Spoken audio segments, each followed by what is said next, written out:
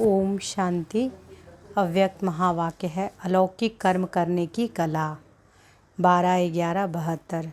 अलौकिक कर्म करने की कला। अव्यक्त मूर्त अर्थात इस शरीर में पाठ बजाने वाले अति न्यारे और अति प्यारे की स्थिति में स्थित रहने के अनुभवी मूर्त बन गए हो। हर समय मालिक और बालक दोनों ही साथ साथ पाठ बजाने में यत्न करने वाले नहीं, लेकिन सहज स्वरूप बन गए हो। वह मालिक बनते हो तो बालकपन भूल जाता है, वह बालक बनते हो तो मालिकपन भूल जाता है। बाबा पूछते हैं, अभी अभी मालिक, अभी अभी बालक, अभी अभी कर्मयोगी, अभी अभी देश से भी परे, कर्म से भी परे, लग्न में मगन रहने वाले योगी बन सकते हो। संकल्प और कर्म दोनों ही समान बने हैं। वह संकल्प और कर्म में अंतर है। संकल्प किया और प्रैक्टिकल रूप में आया, ऐसे प्रैक्टिस हुई है। याद की यात्रा पर चलने वाले राही इतने समीप आए हो, सहज भी और समीप भी, यह दोनों अनुभव होते हैं। इस याद की यात्रा के अनेक अनुभव करते करते अब नॉलेजफुल और पावरफुल बने हो। जैसे यात्रा के बीच बीच में चट्टियाँ आती है, जिससे मालूम पड़ता है कहाँ तक पहुँचे और कहाँ तक पहुँचना है। अब याद की यात्रा के राही इस यात्रा की कितनी चट्टियाँ पार कर चुके हैं, अर्थात याद की कितनी स्टेजेस को पार कर चुके हो। बाबा पूछते हैं, लास्ट स्टेज व फाइनल स्टेज कौन सी है?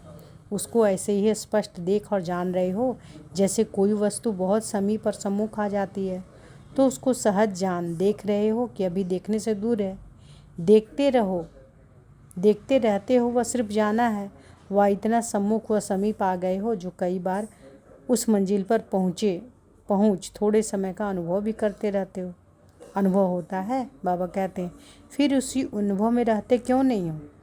स्थिति का अनुभव होता है, बाकी स्थित रहना नहीं आता। ऐसे सदा स्थित क्यों नहीं हो पाते? कारण सर्विस व जो ब्राह्मण के कर्म है, जिस कर्म को अलौकिक कर्म कहा जाता है, ऐसे अलौकिक कर्म व ईश्वरीय सेवा कब भी स्थिति के नीचे लाने के निमित्त नहीं बन सकते।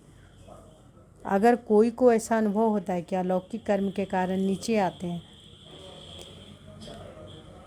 तो उसका अर्थ है कि उस आत्मा को अलौकिक कर्म करने की कला नहीं आती है ना।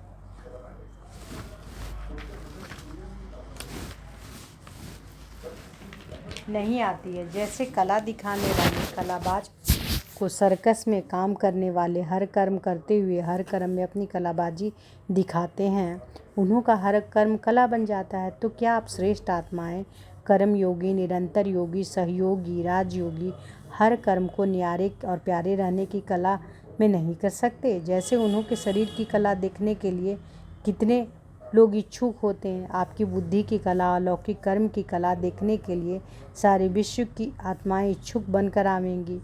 तो क्या अब यह कला नहीं दिखाएंगे? जैसे वह लोग शरीर में कोई भी अंग को जैसे चाहे, जहाँ चाहे, जितना समय चाहे कर सकते हैं। यही तो कला है। आप सभी भी बुद्धि को जब चाहो, जितना समय चाहो, जहाँ स्थित करना चाहो वहाँ स्थित नहीं कर सकते हो। बाबा पूछते हैं, नहीं कर सकते हो? जैसे दुनिया वाले करते हैं ना, शरीर को कभी इधर उधर करके जहाँ चाहे जैसे चाहे कर लेते हैं ना। तो बाबा कहते हैं कि क्या तुम बुद्धि को स्थित नहीं कर सकते हो? जहाँ चाहो, जब चाहो, जितना चाहो। वह है शरीर की बाजी, यह है बुद्धि की। जिसको यह कला आती है वही 16 कला संपन्न बनते हैं। इस कला से ही अन्य सर्व कलाएं स्वतः ही आ जाती है। ऐसे ही एक देही अभिमानी स्थिति सर्व विकारों को सहज ही शांत कर देती है। ऐसे यही बुद्धि की कला सर्व कलाओं को अपने में भरपूर कर सकती है। वह सर्व कला संपन्न बन सकती है। तो इस कला में कहाँ तक अभ्यासी व अनुभवी बने हो? अभी अभी सभी को डायरेक्शन मिले कि 1 सेकंड में अशरीरी बन जाओ तो बन सकते हो? सिर्फ 1 सेकंड में स्थित हो सकते हो? बाबा पूछते हैं, सिर्फ 1 सेकंड में?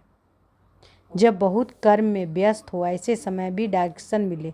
ऐसे जब युद्ध आरंभ होता है, अचानक ऑर्डर मिलते हैं, अभी अभी घर छोड़ बाहर निकल जाओ, फिर क्या करना पड़ता है? जरूर करना पड़े तो बाप दादा भी अचानक डायरेक्शन दे कि शरीर रूपी घर को छोड़, इस देह अभिमानी की स्थिति को छोड़, देही अभिमानी बन जाओ, इस दुनिया से परे अपने स्वीट होम में चले जाओ, तो कर सकेंगे? बाबा पूछते हैं, युद्ध स्थल में रुक तो नहीं जाएंगे?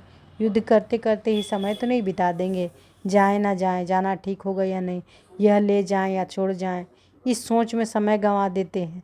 ऐसे ही अशरीरी बनने में अगर युद्ध में ही समय लग गया तो अंतिम पेपर में मार्क्स डिवीज़न कौन सा आवेगा? अगर युद्ध करते करते रह गए तो क्या फर्स्ट डिवीज़न में आएंगे? ऐसे उपराम एवर रेड्डी बने हो, बाबा कहते हैं, ऐसे उपराम एवर रेड्डी बने हो। सर्विस करते और ही स्थिति शक्तिशाली हो जाती, क्योंकि आपकी श्रेष्ठ स्थिति ही इस समय की परिस्थिति को परिवर्तन में लाएगी। तो सर्विस करने का लक्ष्य क्या है? किस लिए सर्विस करते हो? परिस्थितियों को परिवर्तन करने लिए ही तो सर्विस करते हो ना। सर्विस में स्थिति साधारण रहे तो वह सर्विस हुई, सर्विस में स्थिति साधारण रहे तो वह सर्विस हुई। बाबा पूछते हैं, इस याद की यात्रा के मुख्य 4 सब्जेक्ट है, जिसे चेक करो कि कहाँ तक पहुँचे हो। पहली स्थिति थी कि वह अब भी कोई कोई की है, वह क्या? वियोगी। दूसरी स्टेज वियोगी के बाद योगी बनते हैं। तीसरी स्टेज योगी के बाद सहयोगी बनते हैं। सहयोगी बनने के बाद लास्ट स्टेज है सर्वत्यागी बनते हैं। इन 4 सब्जेक्ट को सामने रखते हुए देखो कि कितनी पौड़ियाँ पार की है, कितने तक ऊपर चढ़े हो, है ना। तो याद की यात्रा के 4 सब्जेक्ट कौन है? पहली स्थिति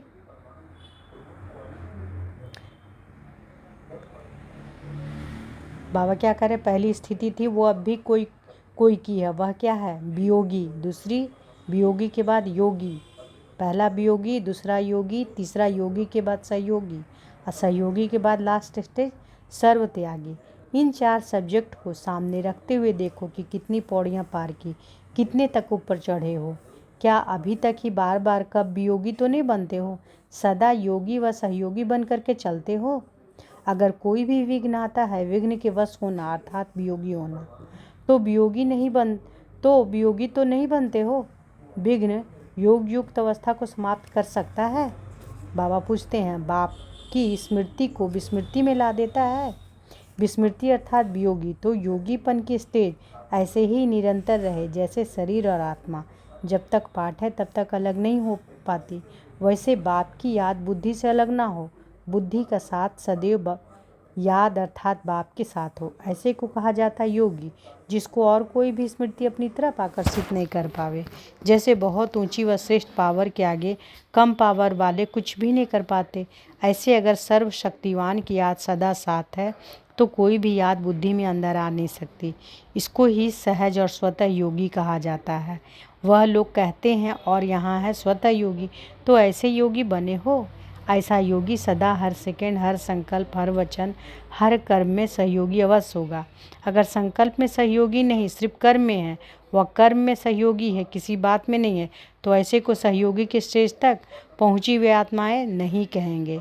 एक संकल्प भी सहयोग के बिना चलता है, इसको व्यर्थ कहेंगे। जो व्यर्थ गंवाने वाले होते हैं वह कब किसी के सहयोगी नहीं बन सकते, स्वयं में शक्तिशाली नहीं बन सकते। ऐसे सर्वस्नेही, सहयोगी, सर्वांश त्यागी का परिचय लेकर गए।